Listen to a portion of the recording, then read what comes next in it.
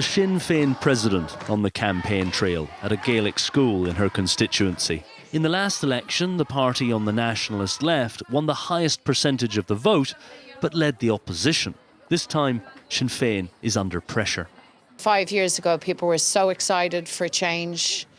People then began to question whether or not change is possible. But the good news is, in the last number of days, we're hearing again people saying, hang on, actually we can make this change. And this election will boil down to a choice of either 5 more years of a government led by Fianna Fáil or Fine Gael, or the opportunity now for the first time for a government led by Sinn Féin. In the last year, independents on the far right have been gaining ground on Sinn Féin territory, including here in the heart of Dublin, where Malachy Steenson is a candidate. A lawyer, a city councillor who supports the reunification of Ireland, he's approached by a voter congratulating him for his stand against immigration.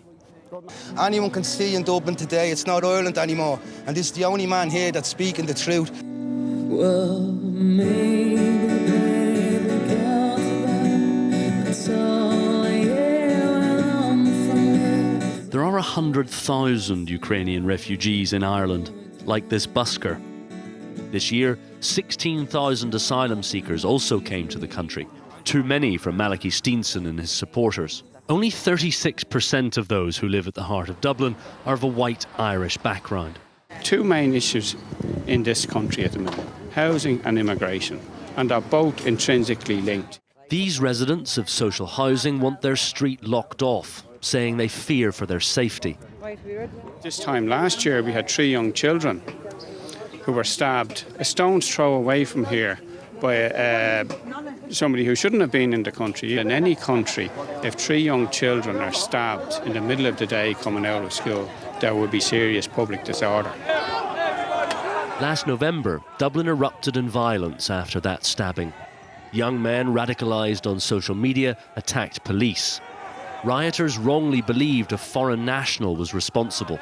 The accused man is Algerian-born, but an Irish national. The violence shocked the country. Nearby, a Somali community.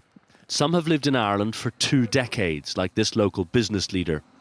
Jamal Ali believes that despite the violence, relations with neighbouring residents are good. The real issue is homelessness. The area is very hard for the home. Majority of my customer for the homeless. Over 14,000 people live in emergency shelter. In Ireland, the population is growing fast and accommodation can be hard to find and expensive. Margie Lyons watches an election debate at home. Dismayed with government policies, she now supports Malachy Steenson, but used to vote for Sinn Féin. I won't be voting for them again because they've betrayed the average working class person, especially in Dublin. And they are going along with the exact same policies that the government have gone along with. Margie Lyons is drumming up support for Steenson. Nobody has a problem with legal immigrants. It's the illegal immigrants, because we also have a homeless problem here. But the message is not always welcome at voters' homes. Home. Well, no, because it's in terms of two. Derek Kenny, a chemist, is irritated by the rise in populism in this campaign. 2 people hand me leaflets blaming immigrants and scaremongering in the area. It's not something I want to see, and it's not something that Ireland represents to me. At school, Derek Kenny's teenage daughter Evie has heard anti-immigrant rhetoric. And a lot of it is young teenage boys who pick up things that they find on the internet and they find it really interesting to speak about, and they're very anti-feminist, very anti-immigration, and they think it's cool to speak about it among their friend groups. Derek, his wife and 4 children recently managed to buy a small home. The housing crisis has come from repeated government failures, and blaming immigrants is not the solution. About 500 apartments were built recently in the area. Only 65 of them are social housing. Here, a 3-bedroom flat costs almost €3,000 a month. For the majority, that's unreasonable.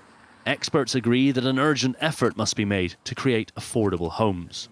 There's a deficit of almost 250,000 homes. And so we need somewhere in the region of 60 to 80,000 houses per year for the next decade or two. On his way to a TV debate, if he remains Prime Minister, Simon Harris promises to rise to the challenge. My party has published a plan to build 303,000 new homes over the next 5 years. The last thing Ireland needs right now is to tear up the plans, tear up the progress and start again. Whichever party ends up in power after the vote, concerns over housing and immigration will still need to be tackled.